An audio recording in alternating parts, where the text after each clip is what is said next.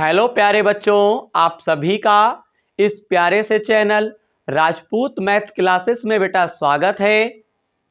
तो बेटे आज की क्लास में हम लोग कक्षा 12 की जो आपकी डॉक्टर हरसौरूप शर्मा प्रकाशन की जो गणित की किताब है, इस किताब में आपको जो अध्याय 3 दे रखे हैं आव्यूह, इस अध्याय 3 के अंतर्गत आपको जो विविध प्रश्नावली 3E दे रखा है, इस विविध प्रश्नावली 3E में जो आपको प्रश्न नंबर 27 से जो बेटा प्रश्न दे रखे हैं, इन प्रश्नों का हल आज की क्लास में हम लोग समझेंगे। अगर बेटा आप पिछली वीडियो देखना चाहते हैं तो बेटा आप हमारे चैनल की प्लेलिस्ट में जाएंगे, वहां पे हर अध्याय का कंप्लीट बेसिक कॉन्सेप्ट और बेटे प्रश्नावली के एक एक प्रश्न का हल आपको करवाया गया है, आप जाके देख सकते हैं। तो चलिए आज की क्लास में हम लोग प्रश्न नंबर 27 से हल समझेंगे। तो चलिए प्रश्नों का हल हम लोग समझते हैं। तो बेटे प्रश्न नंबर 27 यहाँ पे क्या कहता है, सिद्ध कीजिए कि आव्यूह बी डैश ए बी सममित अथवा विषम सममित हैं यदि ए सममित अथवा विषम सममित हैं। तो बेटे ये जो प्रश्न आपको दे रखे हैं, सबसे पहली बात ये बेटा पेपर के लिए बहुत ही इंपॉर्टेंट है। अब बेटा आप इस पे इंपॉर्टेंट लिख लीजिएगा, पेपर में आ सकता है। अब बात आती है करेंगे कैसे, तो देखिएगा, सिद्ध कीजिए कि आव्यूह बी डैश ए बी क्या है, सममित। यानी हमें बी डैश ए बी को एक बार हमें सममित बताना है, एक बार हमें विषम सममित सिद्ध करना है। ये क्वेश्चन का मतलब है। ये तो आपको कंडीशन दे रखी है कि ए जो है वो सममित भी है और विषम सममित भी है। तो बेटा मैं आपको एक बात याद दिलाना चाहूंगा, वो बात यह है, जैसे मान लो अगर आपसे कहता है सममित, जैसे मान लो ए है, मैंने एक अक्षर ले लिया ए, और इस कोई कहता है ए क्या है, सममित है। तो बेटा इसका यह मतलब होता है ए डैश बराबर हम ए लिख सकते हैं। बताइए, मान लो हमारे पास कोई और अक्षर है बी, और कहता है इस अक्षर बी को कहता है बी सममित है। तो बेटे हम लिख क्या सकते हैं, बी डैश बराबर बेटा हम बी लिख सकते हैं। बताइए क्या आप ये बात समझ में आपको आ गई? नहीं आई तो एक और देख लो। मान लो तुमसे कोई कहे एल सममित है, मैं आपको कॉन्सेप्ट समझा रहा हूं, तो बेटा एल डैश बराबर हम क्या लिख सकते हैं, एल लिख सकते हैं। इतनी बात आपको समझ में आ गई होगी। तो वही चीज है, बी डैश ए बी को हमें सममित बताना है, तो पहले हम लोग सममित बताएंगे, फिर विषम सममित बात को बताएंगे। तो यहां पे मैं क्या कह रहा हूं, अगर कोई यहां पे अक्षर दे रखा है, उस अक्षर को कोई कहता है कि यह अक्षर सममित है, तो जान जाओ उस अक्षर का डैश करके बराबर उसी अक्षर को लिख दो। जैसा कि ए सममित अगर है तो ए डैश बराबर ए लिख सकते हैं, बी सममित है तो बी डैश बराबर बी लिख सकते हैं, अगर एल सममित है तो बेटा एल डैश बराबर एल लिख सकते हैं। ये बात आपको अच्छे से क्लियर हो गई होगी। तो मुझे बेटा एक बात बताओ, यहां पे जो आपको प्रश्न दे रखे हैं, प्रश्न नंबर 27 में आपको सिद्ध करने को कहता है, तो यहां पे पार्ट 1 में हम सममित सिद्ध करेंगे, पार्ट 2 में विषम सममित सिद्ध करेंगे। तो यहां पे बेटा लिखते हैं फर्स्ट पार्ट लेने पर। तो फर्स्ट पार्ट जब हम लेते हैं तो यहां पे देखिएगा, हमसे कहते हैं बी डैश ए बी क्या है, सममित, बी डैश ए बी सममित है। तो बताओ अगर बी डैश ए बी सममित है तो इसका बेटा मतलब क्या हुआ, यहां पे ये थ्योरी में लिखा हुआ है, तो यहां पे इसका मेन पॉइंट क्या है, बी डैश ए बी सममित है। तो मैंने अभी बताया, मान लो ए सममित है तो ए डैश बराबर ए लिख सकते हैं। तो यहाँ पे तो बी डैश ए बी सममित है, तो बेटा इसका ये मतलब हुआ यहाँ पे जो दिया है इस पूरे का हम क्या कर देंगे, होल डैश कर देंगे। जैसे यहाँ पे हमसे कहते हैं ए सममित है, तो बेटा ए डैश बराबर हम क्या लिखेंगे, ए लिखेंगे। यहाँ पे बी डैश ए बी सममित है, तो बी डैश ए बी उसको लिख दो और पूरे पर डैश लगा दो। बात समझ में आ रही है? और बराबर क्या करेंगे, इसी को हम लिख देंगे। बताइए, ये मेन फैक्टर आपको मैंने यहाँ पे सिखाने का प्रयास किया है। आप सीख गए होंगे, नहीं सीख पाए वीडियो को बैक करें तब समझें। अब बेटा देखिएगा, फर्स्ट पार्ट जब हम लेते हैं तो बी डैश ए बी सममित कहता था, तो हमें सिद्ध करना है टू प्रूफ में ये होता है मतलब। तो बेटा इसमें एक काम करो, इसमें बेटा हम ले लेते हैं LHS। तो यहाँ पे LHS जब आप लेते हो तो बी डैश ए बी का होल आप डैश ले लेंगे। ये चीज हमको क्या करनी है, सिद्ध करनी है। अब बेटा इसे करेंगे कैसे, बेटा एक फार्मूला मैंने पिछली क्लास में पढ़ा रखा है। अगर पी क्यू है और होल ऑफ डैश है तो क्यू का डैश पहले होगा और पी का डैश बेटा बाद को होगा। यानी पहले वाला अक्षर बेटा देखिएगा, इसे पी क्यू है तो क्यू को पहले लिखेंगे, पी को बाद में लिखेंगे।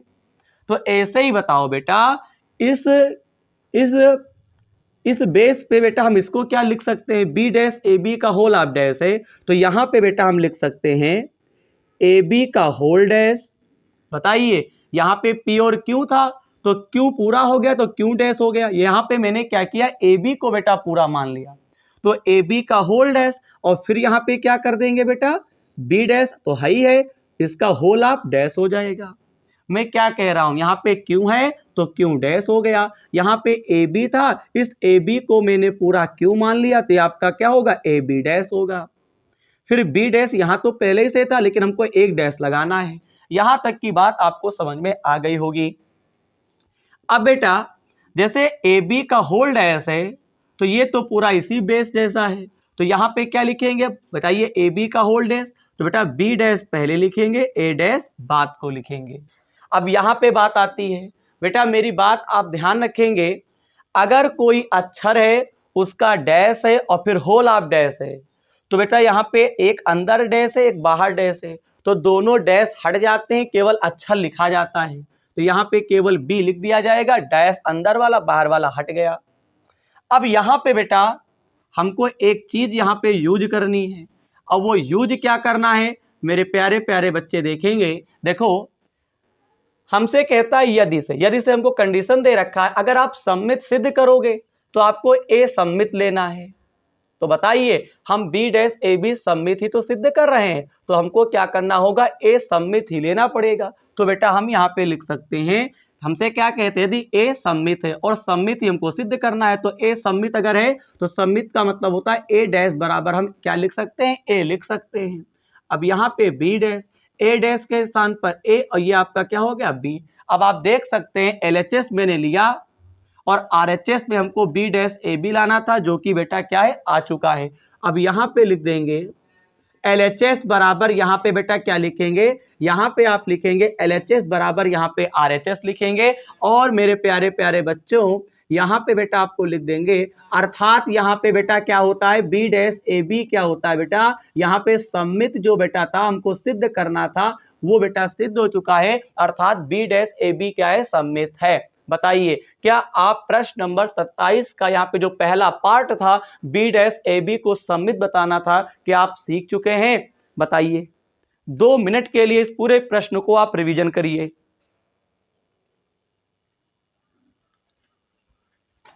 आई होप आप समझ गए होंगे। अब चलिए, अब हम लोग बेटा सेकंड पार्ट, अब हमको बी डैश ए बी को विषम सममित सिद्ध करना है। तो यहाँ पे बेटा आप क्या करेंगे, स्क्रीनशॉट ले लीजिए। चलिए अब बेटा हम आगे का इसमें प्रोसेस क्या है उसको बेटा हम लोग समझेंगे। बेटा वीडियो पर अगर आए हो तो कृपया करके अंत तक बने रहिएगा, तभी बेटा आप प्रश्न का हल अच्छे से समझ पाएंगे। बेटा उसी के आगे अब आप क्या लिखेंगे, सेकंड पार्ट लेने पर, और जब सेकंड पार्ट बेटा जब आप लेते हैं तो यहाँ पे देखिएगा, सेकंड पार्ट का मैं मतलब आपको बताऊंगा। अब हम यहाँ पे पहले देख क्या रखे, बी डैश ए बी आपको बताना है विषम सममित है। अब बात आती है विषम सममित है, इसका क्या मतलब हुआ? तो समझो बेटा, जैसे मान लो तुमसे कोई कहेगा ए एक अक्षर है और कहेगा ए जो है विषम सममित है। तो बेटा विषम का मतलब होता है जिस अक्षर को कहेगा उसका डैश करके बराबर में उसी अक्षर के सामने माइनस का सिंबल लगा दो। मान लो कोई कहेगा तुमसे बी विषम सममित है, तो समझ जाओ बी एक अक्षर है, उसके ऊपर क्या करो, डैश लगा दो और उसी अक्षर के सामने माइनस लगा दो। बेटा इस चीज का मतलब होता है विषम सममित। अगर ए विषम सममित आव्यूह है तो ए डैश बराबर माइनस ए लिख सकते हो। अगर बी विषम सममित आव्यूह है तो बी डैश बराबर माइनस बी लिख सकते हो। एल विषम सममित आव्यूह है तो बच्चा एल डैश बराबर माइनस एल लिख सकते हो।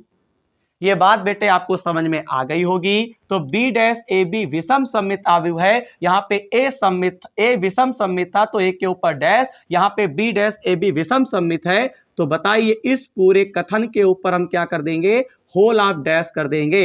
इन्होंने क्या किया, ए अगर विषम सममित है तो उसी अक्षर को लिखा और माइनस का सिंबल लगा देंगे। पहले तो होल ऑफ डैश किए फिर माइनस का सिंबल लगा दिए। हम भी क्या किए, इस पूरे का होल ऑफ डैश करेंगे। अब इसके सामने काहे का निशान, माइनस का। तो बताइए आप स्पेशल कंडीशन यहां पे बेटा आप समझ गए होंगे।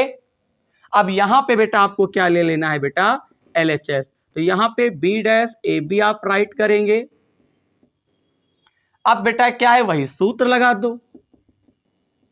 मैंने अभी जस्ट बताया था पी क्यू का होल ऑफ डैश, क्यू पहले लिखते हैं पी बाद को लिखते हैं। ऐसे ही बेटा हम ए बी को पूरा क्यू मान लिया तो ए बी का होल डैश, यहाँ पे आपके B dash A whole of dash लिख देंगे।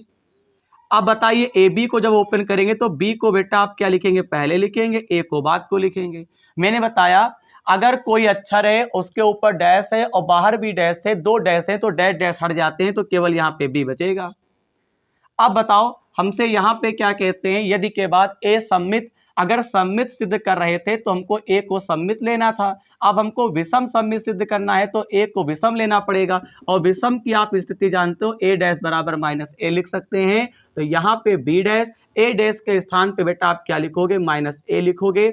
ये आपका बी था, ये माइनस बाहर आ जाएगा तो बेटा हम लिख सकते हैं माइनस बाहर, तो बी डैश ए बी। बताइए हम LHS में बी डैश ए बी का होल ऑफ डैश लिए थे, RHS में माइनस का बी डैश ए बी लाना था, जो कि आ चुका है मेरे प्यारे बच्चों। तो यहाँ पे लिखेंगे LHS बराबर बेटा RHS लिखेंगे। बताइए, और जैसे ही लिखेंगे अब यहाँ पे बेटा आपको क्या करना है, लिख देना है, अर्थात बी डैश ए बी क्या है बेटा, यहाँ पे लिख देंगे विषम सममित, अर्थात बी डैश ए बी क्या है, विषम सममित है। आई होप कि आप प्रश्न नंबर 27 में जो दो पार्ट थे आप दोनों पार्टों का हल समझ गए होंगे। फटाफट बेटा स्क्रीनशॉट लीजिए। फिर बेटे हम लोग क्या करते हैं, क्लास को बेटा आगे बढ़ाते हैं। स्क्रीनशॉट ले लिया, ठीक है। चलिए अब हम लोग इसी क्लास में अब हम लोग प्रश्न नंबर 28 का हल समझेंगे कि प्रश्न नंबर 28 में हमको क्या करना है, कैसे करना है। आइए हम लोग समझते हैं। बेटा एक एक प्रश्न का हल मैं आपको समझाऊंगा। चलिए प्रश्न नंबर 28 में आपसे कहते हैं क्या है, हमसे कहते हैं x, y तथा z के मानों को ज्ञात कीजिए। x, y, z के मान ज्ञात करना है। और दूसरी चीज आपको बेटा a बराबर आपको दे रखा है।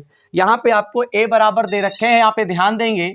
यहाँ पे आपको बेटा a बराबर दिया हुआ है, यहाँ पे 0x और फिर यहाँ पे आपको x दे रखा है, यहाँ पे आपको 2y, फिर यहाँ पे आपको y माइनस y, यहाँ पे z, यहाँ पे माइनस z और फिर आपको यहाँ पे z दे रखा है। इस प्रकार से आपको दे रखा है।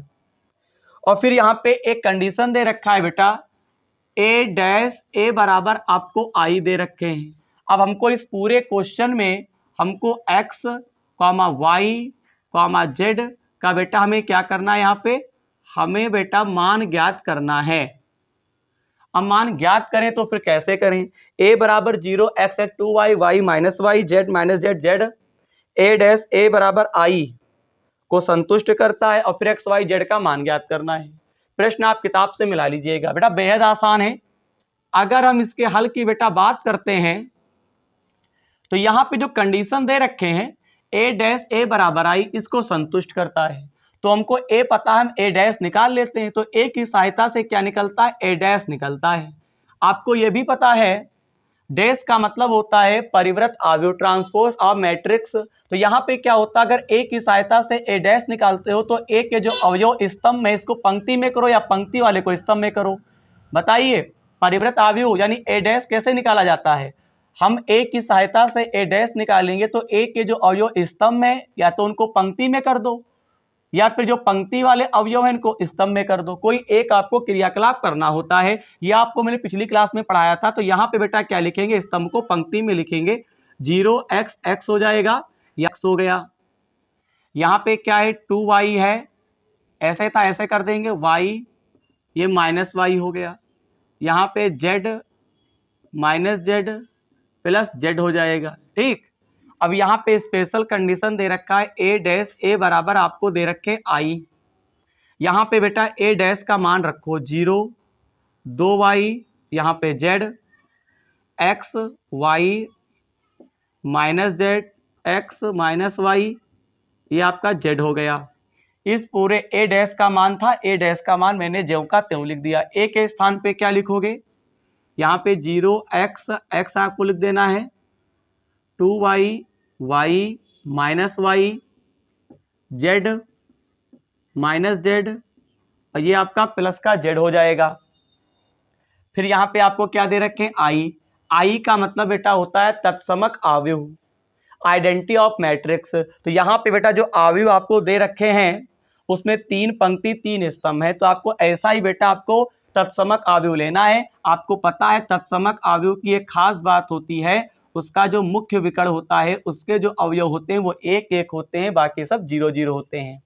अब देखिए हम ऐसे बेटा निकालेंगे, तो बताओ हम सबसे पहले क्या करेंगे? इस अवयव की इससे गुणा करेंगे। आपको पता है इनकी गुणा इनसे होगी, तो पंक्ति की गुणा स्तंभ से, तो 0 की गुणा 0 से 0, x की गुणा x से करेंगे तो बेटा आपका बनेगा x स्क्वायर। यहाँ पे भी क्या बनेगा? x स्क्वायर बनेगा।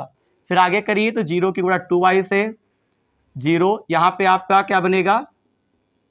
xy और फिर यहाँ पे इससे करेंगे तो आपका माइनस का xy। फिर आगे बढ़ते हैं, इनकी गुणा इनसे होगी, तो 0 की गुणा z से करोगे 0। बेटा मैंने गुणा भाग सब मैंने आपको पिछली क्लास में सिखा रखा है। यहाँ पे क्या हो जाएगा? x z हो जाएगा। अब यहाँ पे गुणा कंप्लीट हो गए, चेक कर लो। 0 की गुणा 0 से x स्क्वायर, यहाँ पे x स्क्वायर बनेगा। यहाँ पे 0 xy माइनस xy 0 हो जाएगा, xz। हाँ सही है, सही है। अब यहाँ पे इनकी गुणा इनसे करो तो ये आपका 0 बनेगा, ये आपका बनेगा xy और फिर आपका बनेगा बेटा माइनस का xy। फिर क्लास को आगे बढ़ाते हैं तो यहाँ पे 2 दूनी 4 y स्क्वायर बनेगा, यहाँ पे आपका प्लस का y स्क्वायर बनेगा, यहाँ पे प्लस का भी क्या बनेगा? y square. क्यों? 2 दूना 4 y square plus y square. फिर आगे बढ़ो, यहाँ पे 2y की गुणा z से करेंगे तो आपका बनेगा 2yz। यहाँ पे बेटा क्या बनेगा? माइनस का yz। यहाँ पर भी क्या बनेगा? माइनस का yz। आगे इनकी गुणा इनसे करो तो ये 0 बनेगा, माइनस का zx बनेगा, प्लस का क्या बनेगा? zx बनेगा। आगे यहाँ पे आपका 2yz हो गया, माइनस का ये आपका zy बन गया और माइनस का भी क्या बन गया? zy बन गया। इनकी गुणा इनसे करो तो ये आपका बनेगा z स्क्वायर, यहाँ पे क्या बनेगा? प्लस का z स्क्वायर, यहाँ पे क्या बनेगा? z square. यहाँ पे xy cancel, zx cancel, xy cancel, zy minus के 2z ये आपके प्लस के कैंसिल हो जाएंगे, xz कैंसिल, yz ये माइनस के दोनों जुड़ गए, माइनस का 2yz और प्लस के कैंसिल हो गए। अब बेटा इसके बराबर में क्या चल रहा था? 1 0 0 0 1 0 0 0 1, इस प्रकार से कर देंगे। अब बेटा जरा ध्यान दीजिएगा, यहाँ पे आपका बनेगा 2x स्क्वायर, यहाँ पे आपका 0, यहाँ पे 0, यहाँ पे आपका 0 बनेगा, यहाँ पे 4 1 5 और 1 6 मेरे बच्चे, यहाँ पे 6y स्क्वायर बनेगा। यहाँ पे आपका 0 आ जाएगा, ये 0 बनेगा, यहाँ पे 0, यहाँ पे आपका क्या बनेगा 3z² बनेगा। क्यों? और बराबर में क्या लिख देंगे बेटा, यहाँ पे 1 0 0 0 1 0 0 0 1 इस प्रकार से आ जाएगा। ठीक है, बताइए इतना आ चुका है। इसके बाद बेटा आप क्या करिएगा, तुलना कर लीजिए। क्या करेंगे, तुलना करेंगे। तो यहाँ पे 2x² बराबर बेटा क्या लिख सकते हैं, 1 लिख सकते हैं। तो 2x² बराबर 1 लिखेंगे तो x² बराबर 1/2 हो जाएगा। x का स्क्वायर हटेगा, इस पूरे के ऊपर बेटा क्या लग जाएगा, रूट। एक के ऊपर तो लगेगा नहीं, और जब भी एक तरफ का स्क्वायर हटता है दूसरे तरफ आ जाता है तो बेटा आपको प्लस माइनस का निशान यहाँ पे क्या करना है, लगा देना है। तो x का मान आ गया प्लस माइनस 1/√2। इसी प्रकार 6y² बराबर क्या लिख सकते हैं बेटे, यहाँ पे भी हम लोग क्या लिख सकते हैं, देखिएगा ध्यान से देखिएगा। यहाँ पे हम लोग क्या लिखेंगे, यहाँ पे 6y² बराबर 1 लिख सकते हैं। तो y² बराबर 1/6, इधर का स्क्वायर हटेगा तो प्लस माइनस 1 बटा क्या हो जाएगा, रूट में 6 हो जाएगा। क्या हो जाएगा, 6 हो जाएगा। अब बताओ यहाँ पे क्या करेंगे, यहाँ पे 3z² बराबर हम क्या लिख सकते हैं, बताओ 1 लिख सकते हैं। z² बराबर क्या होगा, 1/3, इधर का स्क्वायर हटेगा तो बेटा यहाँ पे भी प्लस माइनस 1/√3 हो जाएगा। बेटा बेहद अच्छा क्वेश्चन है, पेपर में आ सकता है। तो बताइए प्रश्न नंबर 28 में आपको a बराबर आपको दे रखे थे, हमसे कहता था x y z के बेटा मान ज्ञात करो, और जो कि x का मान प्लस माइनस 1/√2 आया हुआ है, y का मान प्लस माइनस 1/6 आया हुआ है, z बराबर प्लस माइनस 1/3 आया हुआ है। तो प्रश्न नंबर 28 का भी बेटा हल आप समझ गए होंगे, बेहद आसान है।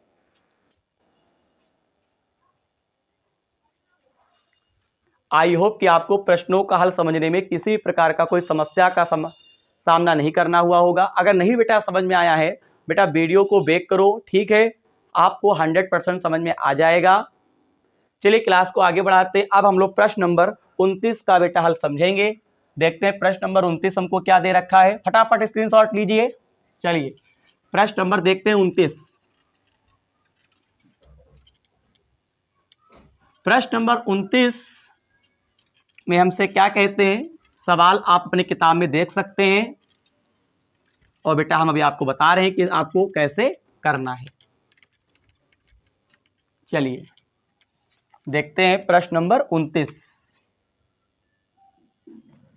बात आती है प्रश्न नंबर 29 की। आपसे कहते हैं कि x के किस मान के लिए, यानी कुल मिला के कहानी यह है कि आपको बेटा इसमें x का मान ज्ञात करना है।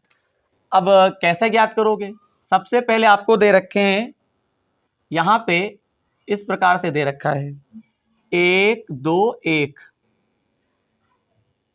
फिर आपको दे रखे हैं 1 2 1, फिर आपको 2 0 0 0 1 2 आपको दे रखा है, फिर यहाँ पे आपको दे रखे हैं 0 2 x बराबर में आपको दे रखे हैं इस प्रकार से 0 दे रखे हैं, और फिर हमसे कहते हैं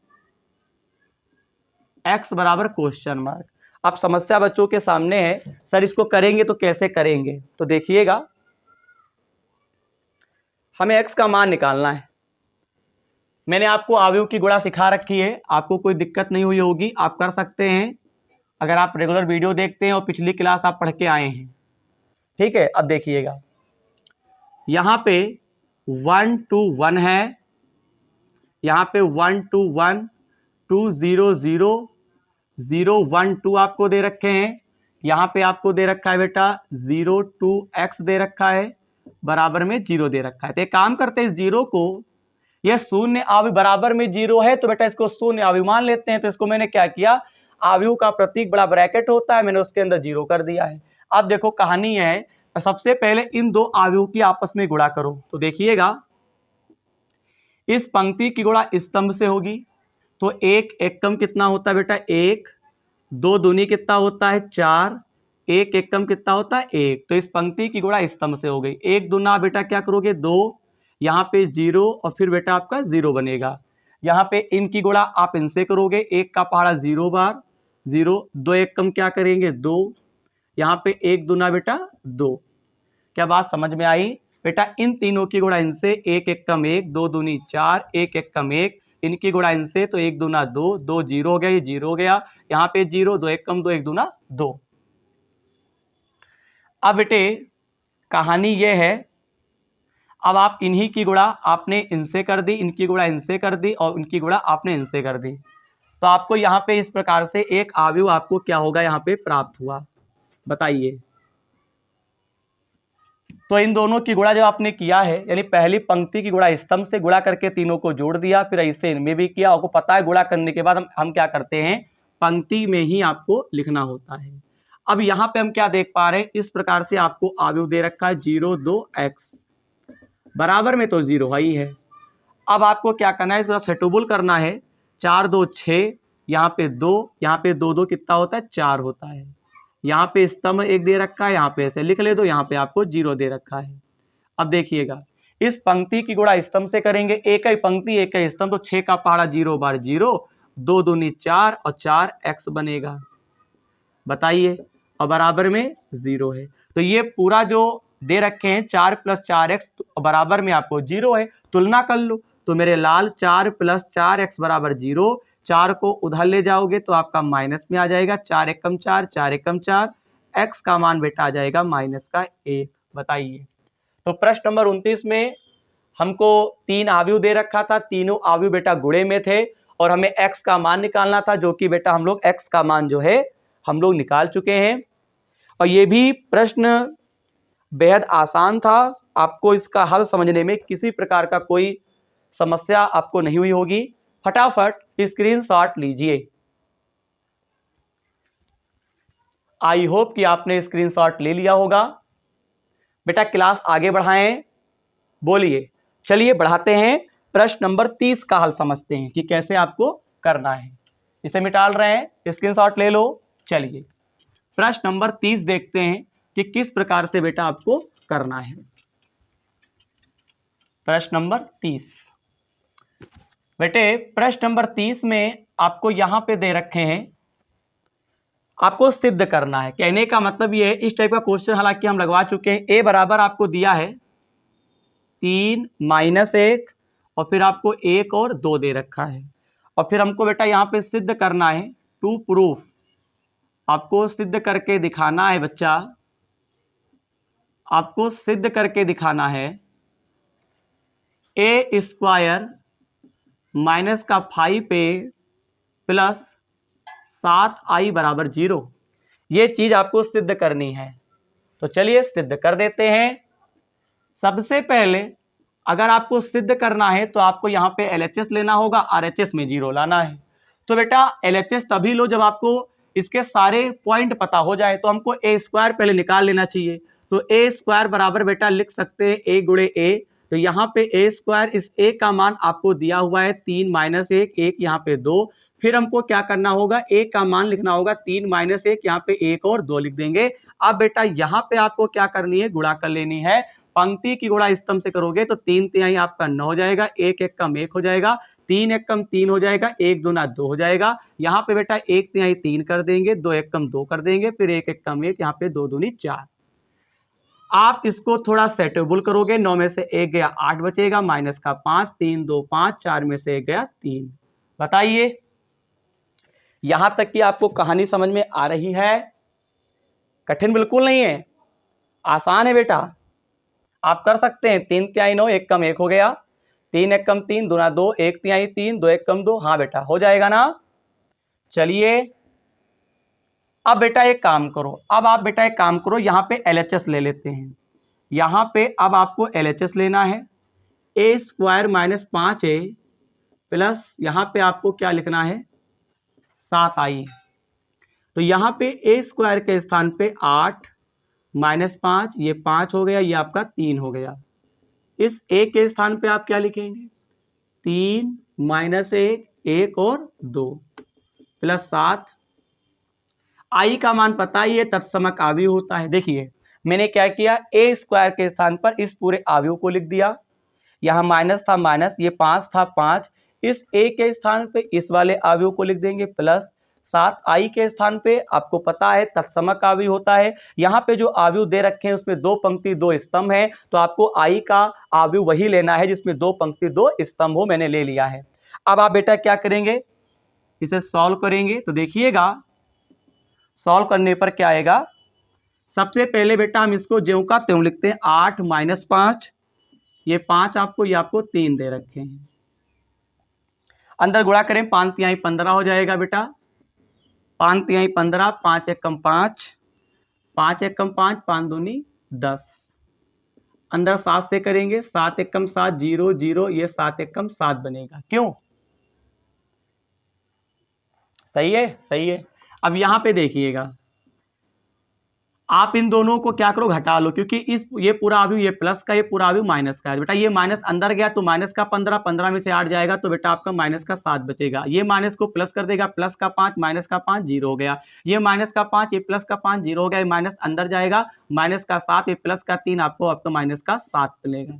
यहाँ पे आपको 7 0 0 7 दे रखा है। आप इस दोनों अवयव को जोड़ेंगे 7 में, तो जोड़ना क्या, ये वाला अवयव माइनस में, वो प्लस में, ये 0 ये 0 ये 0 ये 0, ये पूरा बेटा शून्य अवयव आया हुआ है, क्योंकि इस अवयव के सभी अवयव 0 0 हैं। इस पूरे को बेटा हम 0 लिख सकते हैं। और 0 लिखने के बाद हम देख पा रहे हैं कि हम सिद्ध कर चुके हैं LHS जो था वो RHS के यहाँ पे क्या है, बराबर है। तो प्रश्न नंबर 30 में आपको सिद्ध करना था लेफ्ट हैंड साइड बराबर राइट हैंड साइड, हमको 0 दिखाना था। बेटे हम लोग सिद्ध कर चुके हैं। प्रश्नों का हल अब समझने में किसी भी प्रकार का कोई दिक्कत का सामना नहीं हुआ होगा आपको, आप समझ गए होंगे। बताइए। तो बेटा हम लोग प्रश्न नंबर 31 का बेटा हल समझेंगे। तो यहां पे बेटा प्रश्न नंबर 31 मैंने पहले से ही बेटा लगा के रखा हुआ है, क्योंकि यहां पे प्रश्न नंबर 29 और प्रश्न नंबर 31 दोनों का हल क्या है बेटा, सेम है। प्रश्न नंबर 29 का जो हल था मैंने इसी वीडियो में मैंने आपको समझाया था। बिल्कुल सेम लगाने का जो मेथड है वो प्रश्न नंबर 31 जो हमको दे रखे उसमें भी वही लगेगा। तो यहाँ पे मैंने पहले से ही बेटा लगा के रखा हुआ है। बात आती है किया कैसे किया गया है, मैं एक बार फिर आपको समझाता हूं। ये आपको क्वेश्चन दे रखे हैं और बराबर में 0 दे रखे हैं। हमसे कहते हैं x का मान ज्ञात कीजिए। तो यहाँ पे बेटा मैंने क्या किया, इन तीनों अवयव को मैंने लिखा हुआ है। यहाँ पे ये तीनों अवयव जो है ये एक दूसरे के क्या है, गुणे में है, और बराबर में क्या लिख देंगे, 0 लिख देंगे। अब देखिए बेटा यहाँ पे ये पंक्ति है, तो बेटा पहले इन दोनों अवयव की आपस में गुणा करेंगे। तो बेटा पंक्ति की गुणा स्तंभ से होती है, पंक्ति की गुणा स्तंभ से होती है, पंक्ति की गुणा स्तंभ से होती है।